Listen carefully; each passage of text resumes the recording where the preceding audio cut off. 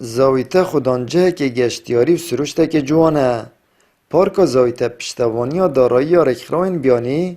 کوجمه 400,000 دلارت ماه ساله که دهات یعنی جن کرن. ریوبر نحیا زاویته جوی پروژه بگرنگ زانید شپخمت پاراستنا دارستان و دابینکرنا جهن مدرن این سیرانه با حوالاتین دوره. به هاریکاریا رکراوت بیانی و انجیو سر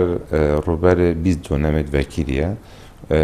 و جوره ویجی هم دارستانه همین خدمت گذاری تاتینه پیشکش کرنه بونده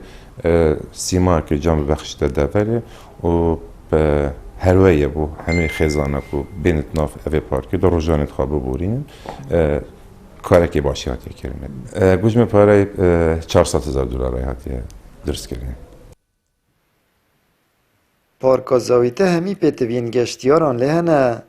کوچکین درست کرنا خارنه و یارین زاروکان و جهن تایبت ین دست شوان. با اکمین جارجی مفاشتیش که روژه هاتی ورگرتن با برهمینان ها کهره به دابین کرنا روناهیه. افهم اگر تشکارجی کم کردن یا آبوری ابو حکمت ما هزفرت اف تشکا جلك ان فايده جد بينين هكود بيتا روش طبعا تمريتن بشابه البيتا عالم فايده کی جد بينتن و پارک ما هرس بيد دست بيت يعني نزكي ساعده که حتی نه اونی و ده شابه عالم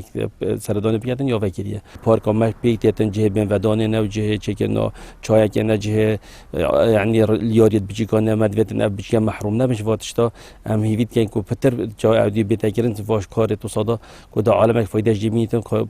يعني عدد به برام بر بنچی که هیچ چیزی نمیشه که عالم به ودان بکردن همین تاتی نگیدن و که امزانی و گاوی الویری به برام بر کارینا نوزا روشش بود دابین که ناکهره به پنگا و کاگرنگی یا پارستنا جنگهته دانان اوش بلی کتیش کاروژه سیستمه که آبوریه و باشترین پیگوهر کارینا ناسو تمنیه. آمد بریفکانی کنال آسمانی پیام نحیا زاویته